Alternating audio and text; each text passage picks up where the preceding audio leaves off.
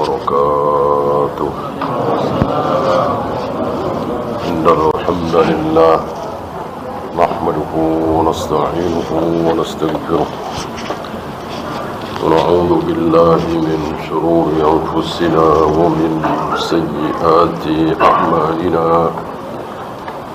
من يهده الله فلا مضل له ومن يضلل فلا هادي له.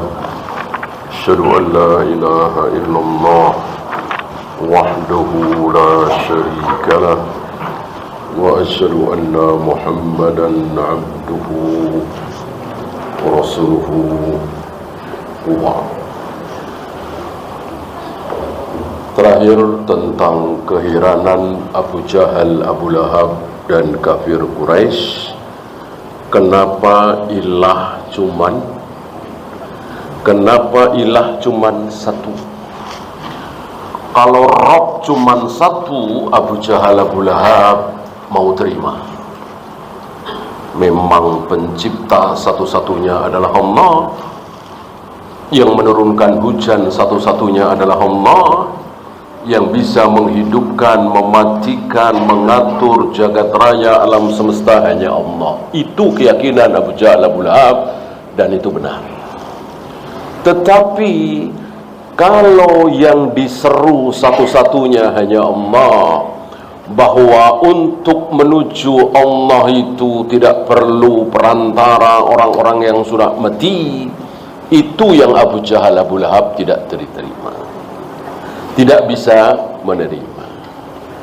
Maka mereka mengatakan, aja'alal alihata ilahan wahidan.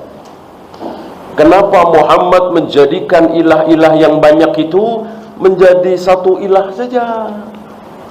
Kan ilah ada banyak, ada Lata, Uzza, Hubal, Manat. Allah juga tentunya itu yang terbesar. Nah, tiba-tiba Rasulullah Muhammad SAW, kata mereka anak kemarin sore, ya kan? Mereka kan tua-tua, sudah turun-temurun ribuan tahun, meyakini bahwa Lata, Uzza, Hubal, Manat adalah ilah. Selain Allah juga ilah terbesar. Dan sudah berulang kali kita baca bahwa mereka tidak merasa menyembah. Mereka tidak merasa menyembah Lata, Uzza, Hubal, Manat. Tidak. Illa liyuqarribuna ilallahi zulfa. Kami hanya jadikan mereka itu sebagai perantara. Untuk mendekatkan diri kepada Allah sedekat-dekatnya, butuh perantara, yaitu orang-orang soleh yang sudah mati. Mirip kaum kita hari ini, butuh perantara. Sementara mendekatkan diri kepada Allah betul butuh perantara berupa amal soleh. Untuk mendekatkan diri kepada Allah kan harus sholat, harus saum, zakat, haji, menjauhkan diri dari berbagai macam maksiat. Itu caranya, dengan beramal atau dengan menjauhkan diri dari amal maksiat. Karena tarkul ma'asi amal, menjauhkan diri dari maksiat adalah sebuah amal ibadah. Kita diam saja nih, nggak berbuat apa-apa, sudah dianggap ibadah. Kalau diamnya kita itu menyebabkan kita jauh dari homer, zina, judi, dan seterusnya. Inilah contoh bagaimana Abu Jahal, Abu Lahab menggunakan akalnya untuk menolak dalil. Berbeda dengan Ahlus Sunnah, berbeda dengan Rasul dan para sahabat, menggunakan akalnya untuk memahami dalil. Kalau mereka tidak, dan siapapun yang bukan Ahlus Sunnah, ketika mereka menyimpang dari kebenaran, umumnya mereka menggunakan akal untuk menolak dalil. Sementara Ahlus Sunnah mengikuti Rasul dan para sahabat, menggunakan akal untuk memahami dalil. Kan dalil Al-Quran dan Sunnah perlu difahami. Pakai apa? Ya pakai apa lagi kalau bukan pakai akal? Gitu. Buktinya yang tidak punya akal, anak kecil misalnya, orang gila misalnya, hewan misalnya, tidak mukallaf, tidak ada beban taklif, karena tidak bisa memahami. Kenapa harus saum, kenapa harus sholat, kenapa harus beriman? Anak kecil nggak bisa jawab, orang gila nggak bisa jawab, hewan nggak bisa jawab, maka tidak ada beban. Ini khusus orang yang berakal.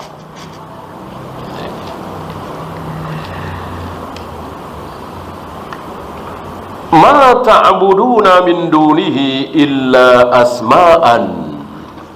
Ini untuk membantah bahwa Allah juga menyatakan itu sebagai ilah. Ya. Ma ta'buduna min dunihi illa asma'an. Yang kalian sembah selain Allah itu cuman nama, sekedar nama. Samaitumuha antum wa aba'ukum, yang disematkan oleh kalian dan ayah-ayah kalian. Berarti salah satu penyakit dalam Islam, penyakit dalam manhaj adalah taklid terhadap nenek moyang. Ya. Ini penyakit manhaj. Maka jangan sampai kita mengikuti ini. Walaupun nenek moyang kita ini seorang yang berilmu, tapi dalam hal ini beliau bertentangan dengan ayat ini, dengan hadis ini. Ini pun penyakit, nggak boleh. Ya. Kan beliau tokoh besar di negeri kita ini. Bahkan beliau sangat anti terhadap bid'ah. Tentu beliau faham kalau bunga bank itu seandainya haram, tentu beliau akan mengharamkan. Beliau akan membolehkan. Ya, kan ada tokoh ya sudah wafat, beliau keras sekali terhadap bid'ah. Hasan, itu tahu insyaallah. Luar biasa kegigihan beliau, ketegasan beliau, kekerasan beliau terhadap bid'ah. Ya. Beliau kan lahir sebelum kemerdekaan, ya. Tapi sayang dalam hal ini beliau tergelincir, membolehkan, menghalalkan bunga bank.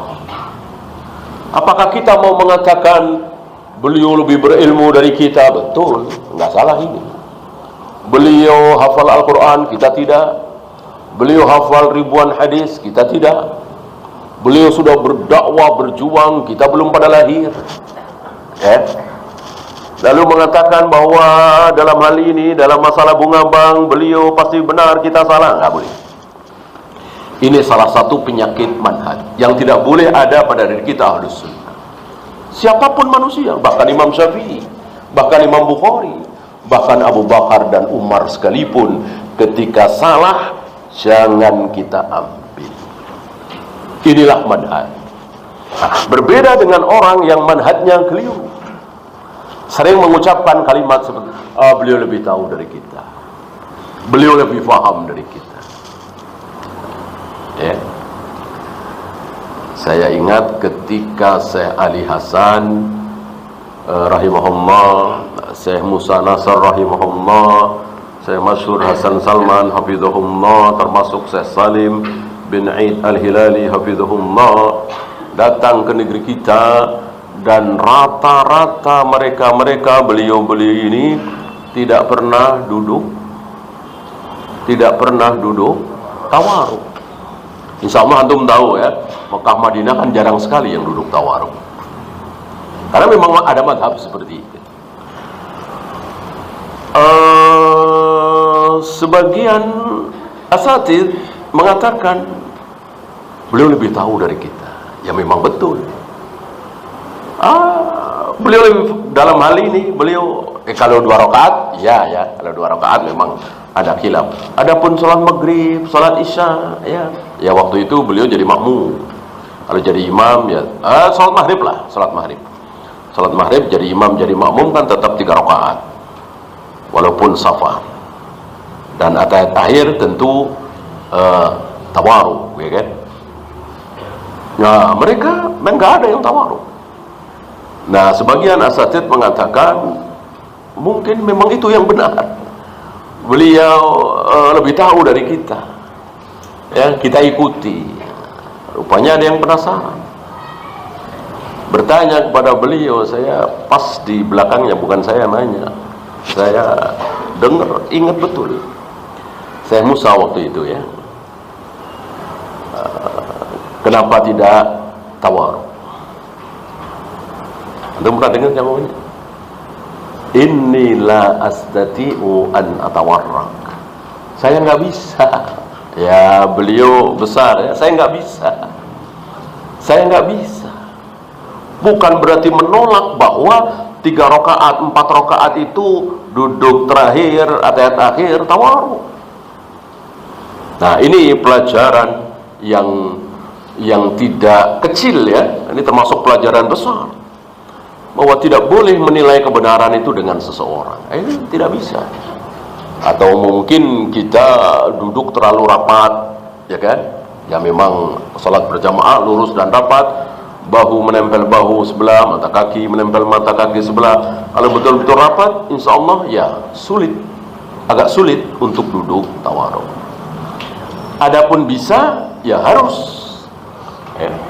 Karena duduk iftiras hanya di rakaat pertama atau duduk di antara 2 sujud. Adapun duduk atayat akhir, terutama maghrib, isya, tawaruk, sebagaimana yang antum lakukan.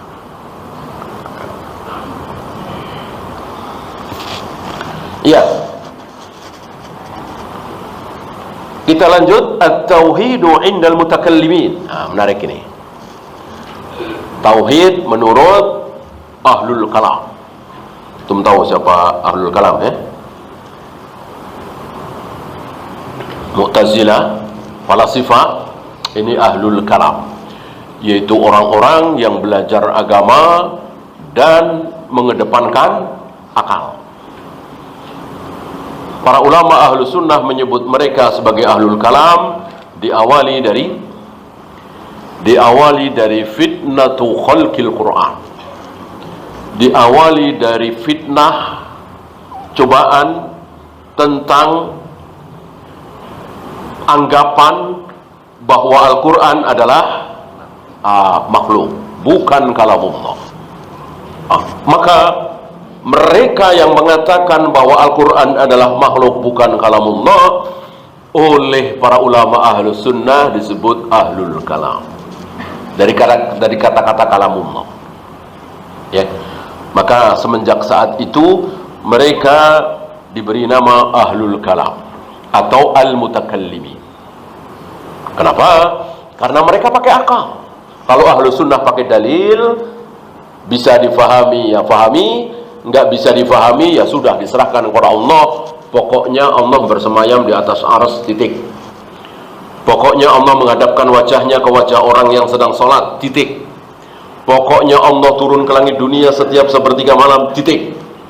Kan gimana cara memahami ini?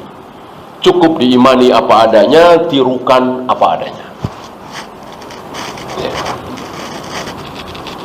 Nah, termasuk bahwa Al-Quran adalah makhluk. Mereka pakai akal. Siapa makhluk? Siapapun selain Allah. Sampai di sini benarkah? Ya benar. Siapapun selain Allah kan makhluk. Siapapun selain Allah makhluk. Jibril, Mikail, bukan Allah, berarti makhluk, betul. Arsy dan pemikulnya, pemikul arsy, bukan Allah, berarti makhluk, betul. Al-Qalam, Lauh Mahfuz, Allah bukan, berarti makhluk, betul. Al-Quran itu Allah, bukan, berarti makhluk. Sampai di sini mereka pakai akal, sementara ahlu sunnah pakai dalil, ya.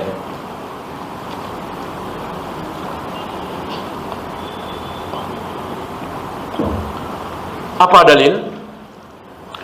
Nabi mengajarkan kepada para sahabat dan kepada kita semua tentunya untuk berlindung kepada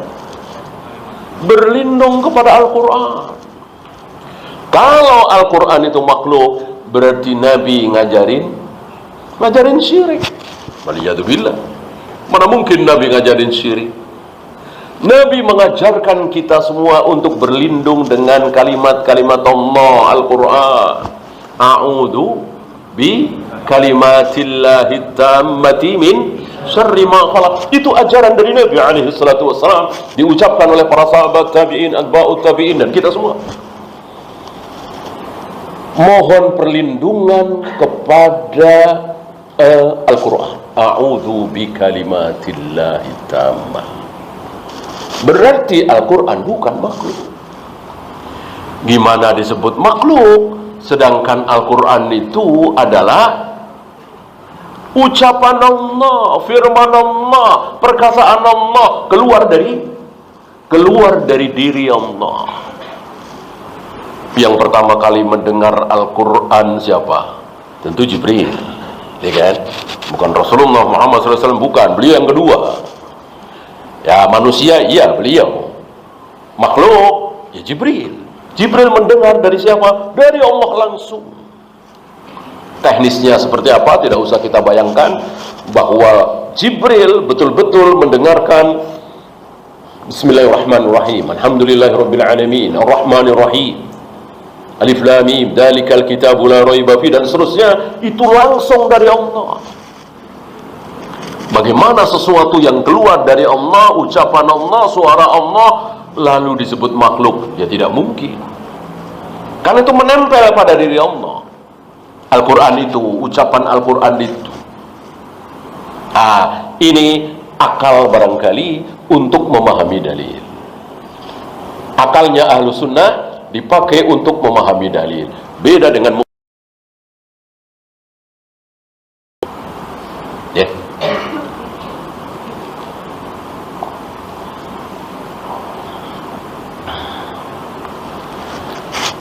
Nah, mari kita lihat bagaimana tauhidnya orang-orang ahlul kalam. Yaqulun, mereka mengatakan, inna makna ilah, sesungguhnya makna dari ilah adalah al-qadir, sang penguasa.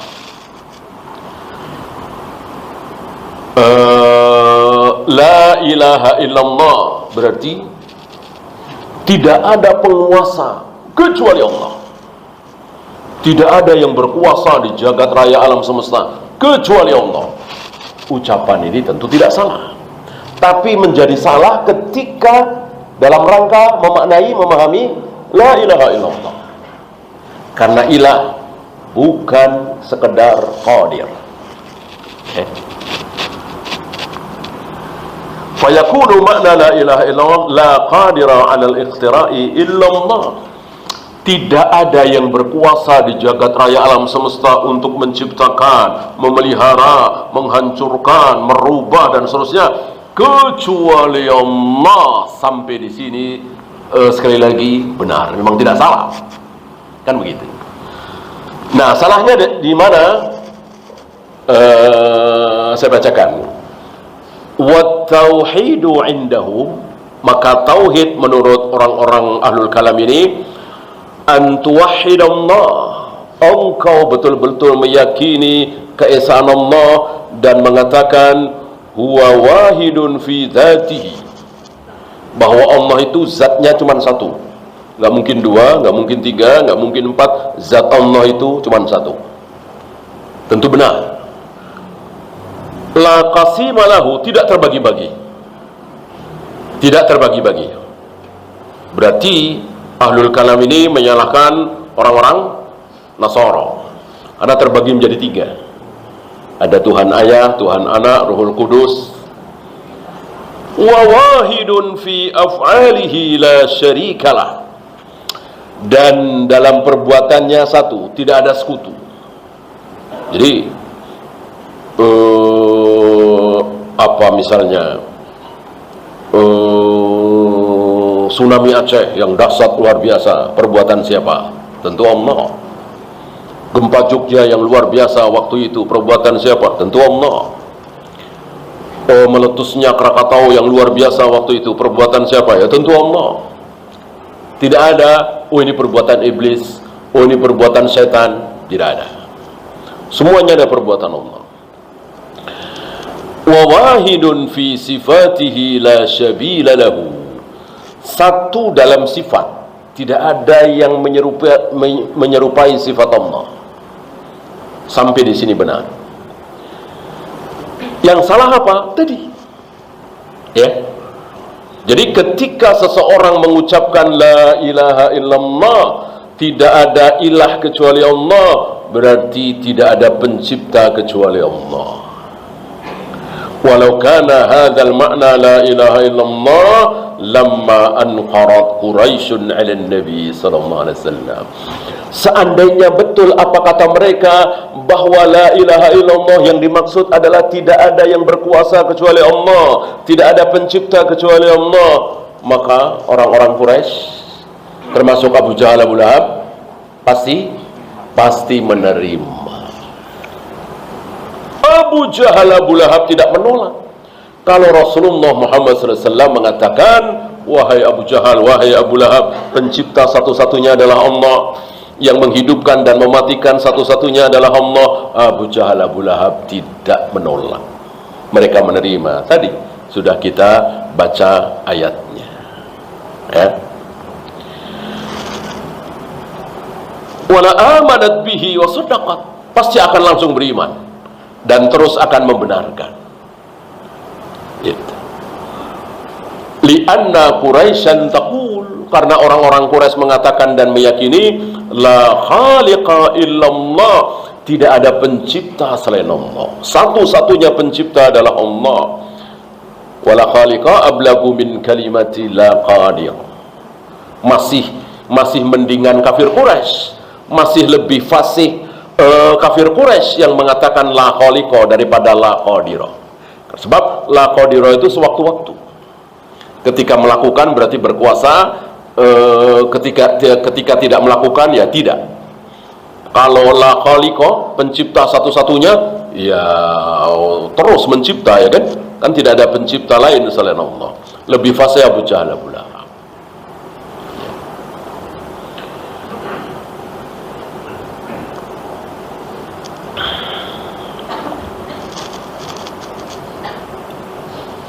Fasara fahmul musyrikina khairan min fahmi haula'il mutakallimin. Maka pemahaman kafir Quraisy musyrik Abu Jahal, Abu Lahab lebih baik dari pemahaman orang-orang ahlul kalam itu, al-muntasibina lil Islam, di mana mereka mengaku Islam. Abu Jahal, Abu Lahab tidak mengaku Islam. Ini luar biasa kalau orang sesat, sama dengan orang ngaji, ngajinya sesat, belajar ayat, belajar hadis, tapi sesat. Hasilnya lebih buruk dari yang tidak ngaji, dari orang awam yang nggak ngaji. Ya, orang awam yang nggak ngaji, yang bodoh itu ketika istrinya hamil tua, tentu nggak berani kemana-mana, nungguin, ya kan? Yang paling bertanggung jawab terhadap kelahiran seorang wanita kan suaminya. Ya, ini nggak pernah ngaji, paham? Ini yang ngaji malah ditinggal kemana-mana. Itu suami hamil tua udah 9 bulan. Yo, ke sono, yo, ke Surabaya, ke Sidoarjo. Padahal nggak ada yang undang, nggak ada yang nyuruh. Aneh sekali ini. Lebih bodoh dari orang awam. Lebih bodoh. Ya, ketika orang awam dipersilahkan, ayo Pak, isi ceramah. Wah, nggak mau saya. Nggak mau saya bisa apa? Nah, mereka ini nggak ngaji, bukan keluaran pesantren, nggak tahu tentang bahasa Arab, apalagi tafsir, kaidah hadis. Nggak ada yang nyuruh tampil. Ya ngomongnya pintar luar biasa. Ya ngomongnya doang pintar. Isinya penuh dengan bid'ah, penuh dengan kekeliruan, karena memang dia tidak berilmu membedakan mana sunnah mana bid'ah, nggak tahu, membedakan mana syirik mana tauhid, tidak tahu. Dia memberikan ilmu kepada kaum muslimin. Ini bahaya. Ya.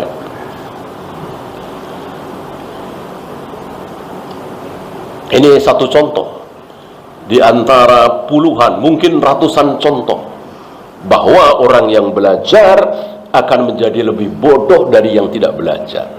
Kenapa? Belajarnya salah, manhajnya keliru. Ya. Masih ingat penyesalan Ar-Razi, Fakhrur Razi, yang menghabiskan waktu untuk belajar filsafat? Ketika terus merenung berpikir, luar biasa, dengan belajar filsafat menjadi bodoh. Beliau berhayal, beliau menginginkan, mencita-citakan untuk menjadi orang kakek-kakek atau nenek-nenek Naisabur. Naisabur itu satu daerah kecil yang jauh dari keramaian. Ilmu filsafat nggak sampai ke sana. Maka orang-orang sana, kaum muslimin sana, selamat dari ilmu filsafat. Karena ilmu filsafat biasanya masuk kota, perguruan tinggi. Sampai hari ini. Sampai hari ini di kota-kota, perguruan tinggi Islam kemasukan ilmu filsafat, dan mereka bangga. Mereka merasa hebat belajar filsafat. Padahal belajar filsafat pagi hari, siangnya sudah bodoh, jadi nggak paham. Ucapan Imam Syafi'i, kaum muslimin menjadi tidak paham terhadap Al-Quran ketika kaum muslimin membaca filsafat. Ya. Karena filsafat itu berpikir untuk urusan dunia, iya. Karena kita memang disuruh. Afala yanzuruna ilal ibili kaifa khuliqat wa ila samai kaifa rufi'at wa ilal jibali kaifa nusibat. Kita disuruh berpikir. Lihatlah unta, bagaimana unta itu diciptakan. Ada satu keanehan yang luar biasa, keajaiban yang luar biasa. Tidak minum berhari-hari tapi kuat. Ketika disembelih, di dalamnya malah ada airnya. Ini kan luar biasa. Silahkan berpikir. Bagaimana langit ditinggikan, bagaimana gunung ditegakkan. Tapi jangan sekali-kali berpikir tentang kenapa harus 3 rakaat, kenapa harus dilempar jumroh itu, kenapa Allah turun ke langit dunia setiap sepertiga malam, kenapa Allah bersemayam di atas ars. Ini nggak bisa dipikir tentang agama, tentang dalil, tentang qala Allah wa qala Rasul. Nah, orang-orang filsafat meracuni kaum muslimin untuk berpikir masalah agama juga. Agama bukan untuk dipikir, tapi dibaca, difahami, kemudian diamalkan. Dibaca, dipelajari, difahami, kemudian diamalkan. Kalau berpikir kan akhirnya apa? Akhirnya berkembang. Seperti ilmu dunia kan, dipikir kemudian berkembang, dan itu bagus. Ilmu agama tidak mungkin berkembang. Sholat ya begitu terus dari zaman Nabi sampai hari ini. Wudhu ya begitu terus dari zaman Nabi sampai hari ini. Kalau berkembang berarti bid'ah. Dulu Nabi mengusap kepala, berikut telinga berapa? 1 kali. Berkembang jadi 3 kali. Sunnah apa bid'ah? Ya bid'ah.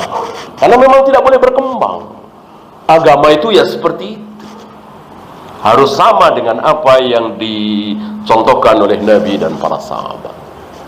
Tidak boleh berkembang, tidak boleh ada hal yang baru.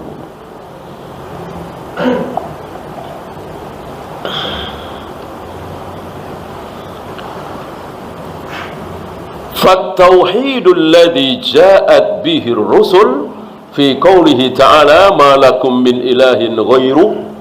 Tidak ada ilah bagi kalian kecuali Allah. Ai min ilahin hakikiyin.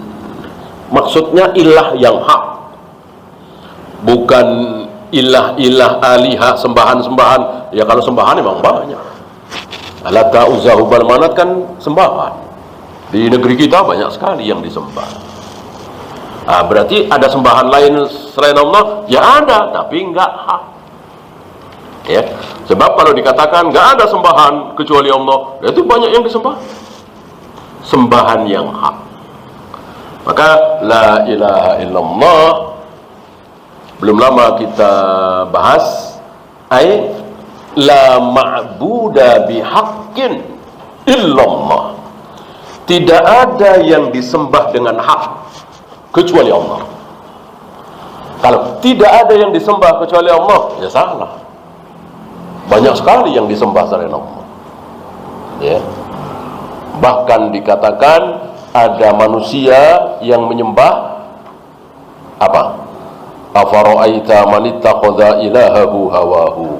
Menyembah hawa nafsu. Kata siapa? Kata Al-Quran. Surat Al-Jasiyah ya. Dikatakan, tidakkah engkau lihat ada orang yang menjadikan hawa nafsunya itu sebagai ilah? Betul-betul ilah. Man ittakhadha ilahahu hawahu. Hawa nafsunya dijadikan ilah. Artinya apa? Apa yang dia inginkan, dia lakukan. Mau halal, mau haram. Pengen zina, zina. Pengen minum khamar, minum. Pengen judi, judi. Ya, orang-orang kafir itu. Apa ada orang kafir yang menahan diri ketika menginginkan sesuatu? Mereka lampiaskan. Ya, mereka tidak lampiaskan, biasanya mereka tidak sanggup. Mungkin nggak ada uang, mungkin nggak ada kesempatan. Kalau ada uang, ada kesempatan, mereka lakukan. Dan bagi mereka tidak tercela kan? Yang penting tidak merugikan orang lain. Bagi mereka kan seperti itu. Lihat, hawa nafsu saja bisa menjadi ilah.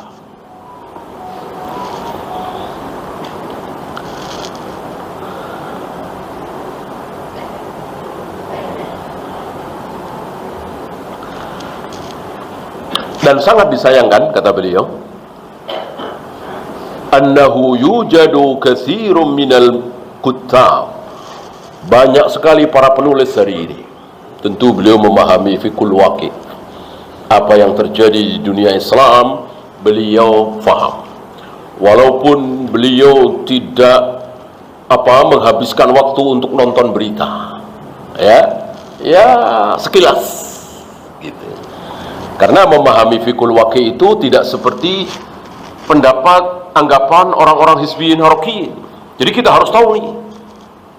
Kita harus tahu bagaimana keadaan kaum muslimin di Palestina secara rinci.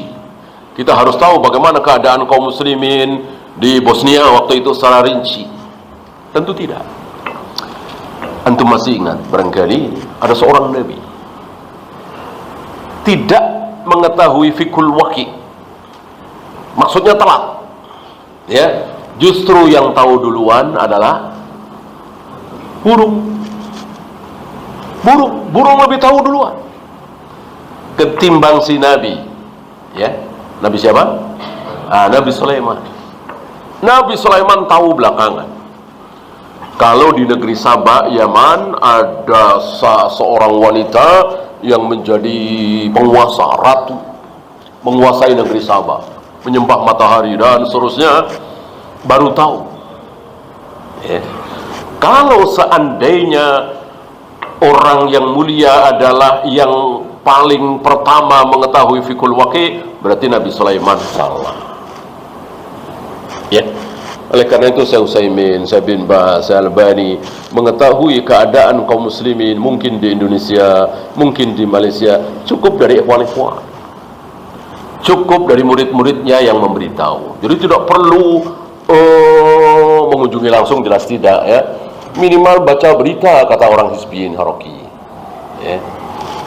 Antum bisa lihat sepertinya sekarang sudah mulai memudar. Dulu tahun 90-an mereka itu mewajibkan.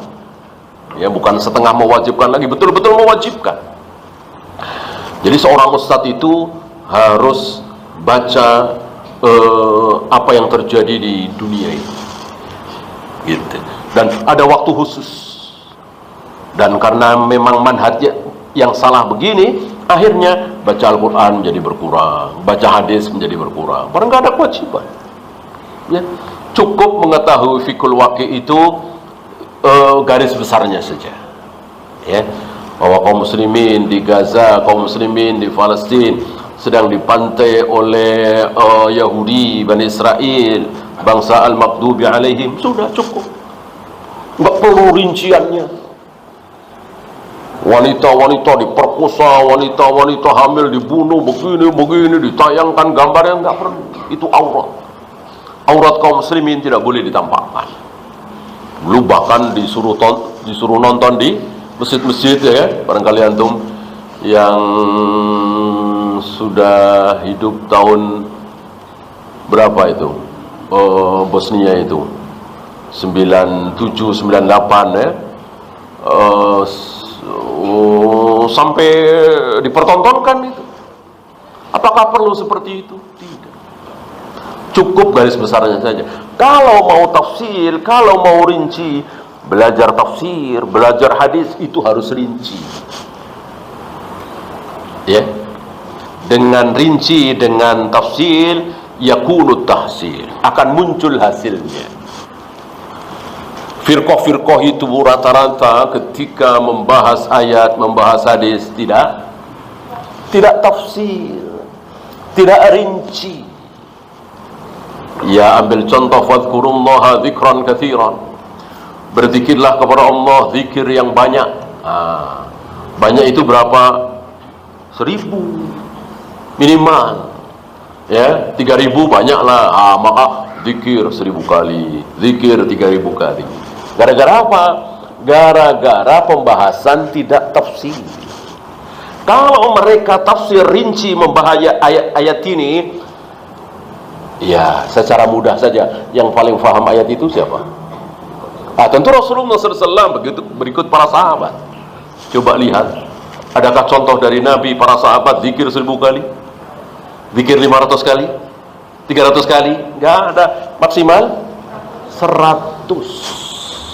Itu pun sehari semalam.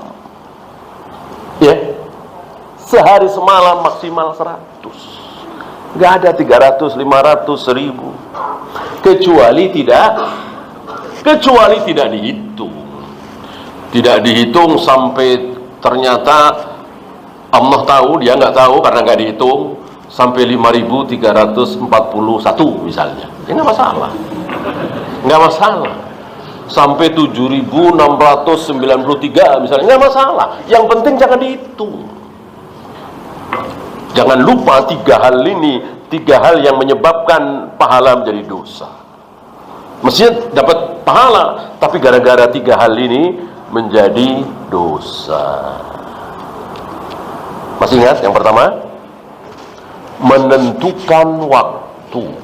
Maka antum tidak boleh menentukan waktu. Biarkan Allah dan Rasulnya yang menentukan waktu. Apa pagi, apa petang, apa habis sholat, biarkan Allah dan Rasulnya. Kita ngikuti. Maka jangan pernah menentukan waktu. Saya akan baca surat ini di jam sekian. Saya baca ayat kursi di setiap jangan ngarang. Dan siapapun gak boleh ngarang, termasuk Imam Syafi'i, Imam Bukhari, siapapun. Menentukan waktu. Yang kedua, menentukan tempat. Antum kalau beribadah, jangan menentukan tempat, termasuk masjid, dimanapun yang terdekat. Yang terakhir, menentukan bilangan. Jangan menentukan bilangan, sekian puluh, sekian ratus, sekian ribu, jangan. Biarkan Allah yang menentukan. Lewat lisan Nabi SAW. Nabi mengatakan 7 kali tawaf, sami'na wa ata'na. 7 kali sa'i, sami'na wa ata'na. Istighfar, astaghfirullah, astaghfirullah, astaghfirullah, habis salam, salat, berapa kali? 3 kali, sami'na wa ata'na. Dan begitu seterusnya. 4 kali tentu berdosa, nggak boleh.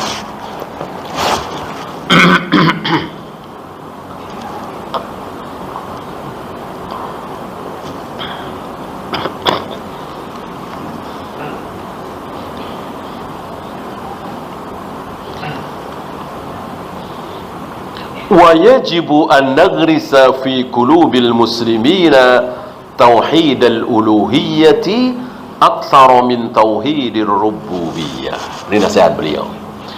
Hendaklah kita, terutama para duat, menanamkan di hati kaum muslimin itu tauhid uluhiyah jauh lebih banyak dari tauhid rububiyah. Sembahlah Allah satu-satunya, mintalah hanya kepada Allah, serulah Allah satu-satunya, jangan yang lain. Itu lebih banyak, harus lebih banyak dari tauhid rububiyah. Saudara-saudara, hanya Allah yang bisa melakukan itu semua. Saudara-saudara, hanya Allah yang bisa menurunkan hujan. Saudara-saudara, hanya Allah yang bisa menghidupkan, mematikan. Itu tidak salah. Tapi harus lebih kencang lagi, teriak lagi ketika mengatakan, saudara-saudara, kita hanya boleh menyeru kepada Allah saja. Dan ini masih banyak yang keliru. Ya Allah, ya Rasulullah. Masih ada nggak yang begitu? Masih, Pak. Demi Allah dan Rasulnya, masih ada nggak? Masih ada. Bahkan kadang di masjid-masjid, sebelah kanan Allah, sebelah kiri Muhammad, ya. Bolehkah? Nggak boleh. Tidak boleh. Bahkan sekedar Masya Allah wa sya'a Muhammad. Kemarin kan, Tufail bin Sa'bara, saudaranya Aisyah, bermimpi dalam hal ini. Akhirnya mimpi itu disampaikan kepada Nabi alaihi salatu wassalam. Setelah itu Nabi terus terang menegur. Tadinya Nabi nggak terus terang. Nabi nggak suka, nggak enak disebut Masya Allah wa sya'a Muhammad. Tapi Nabi masih diam. Setelah mimpinya Tufail ini, Nabi berdiri di atas mimbar dan mengatakan, mulai sekarang jangan pernah kalian mengatakan Masya Allah wa sya'a Muhammad. Ucapkanlah Masya Allah, titik. Kalau mau ditambah summa, kemudian. Nggak boleh wa, dengan ataf tidak boleh. Karena tidak selamanya kita boleh mengatafkan antara Allah dan Rasulnya. Mengatafkan Allah dan Rasulnya terbatas. Terbatas. Hanya dalam beberapa hal. Apa? Masih ingat? Cinta. Cinta betul, sama persis. Mari kita cinta kepada Allah dan Rasulnya. Ya, itu otomatis. Nggak pakai kemudian. Karena memang sama betul. Cinta kepada Allah otomatis cinta kepada Rasulullah. Cinta kepada Rasulullah otomatis cinta kepada Allah. Ya. Apalagi? Taat. Taat pun seperti itu. Nggak pakai kemudian. Ketika taat kepada Allah, otomatis taat kepada Rasulullah.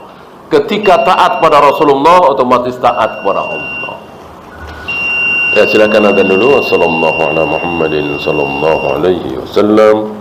Wa akhiru da'wana alhamdulillahi rabbil alamin.